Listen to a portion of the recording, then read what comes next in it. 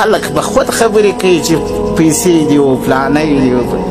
دغه حالت دی د شهیدانو د کورو، دا د مجاهدینو د کورو دغه حالت. وایي ما ته ویل موره ما ته خو څه پیسې روپۍ راکړه، ما سره یوه روپۍ هم نشته.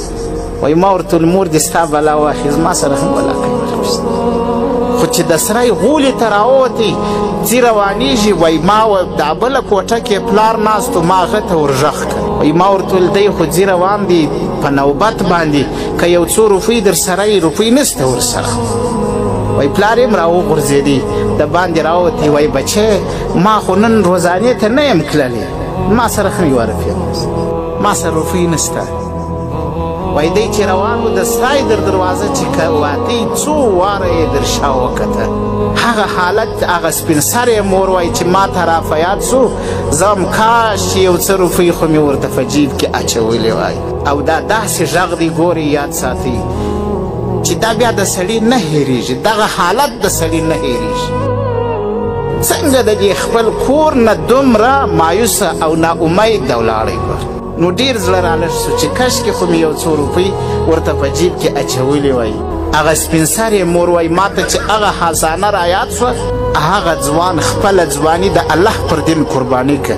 ملګری چې صدرۍ ځینې کاږي په جیب کې یوه جوړه تسبیح دي، یو مسواک دی، یوه شیشه د عطر ورسره د الله حضور ته به پیشیږي. ګورئ دا تعلیم، دا مجاهد به الله له راځي، موږ و تاسو به الله ته ورځو، الله ته به وایو چې یا الله په جیب کې یوه روپۍ نه وه، اما غیرت یې دومره غیرت و چې د ټولې دنیا د کافرانو سره جنګېدی. مسکنت یې دومره مسکنت و.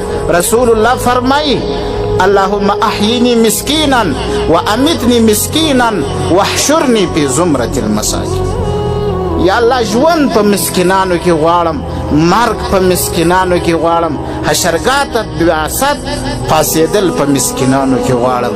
دا کشران مجاهدین را باندې ډېر ګران دي. دا مه خفه کوئ، د الله په خاطر مه خفه کوئ. دا ډېر خدمتونه په الله قسم ګمونه یې په ځان پورې ول، ورو ته یې ځانونه وغواړه، د شپو شپو یې په کمربندو کې وځغستل.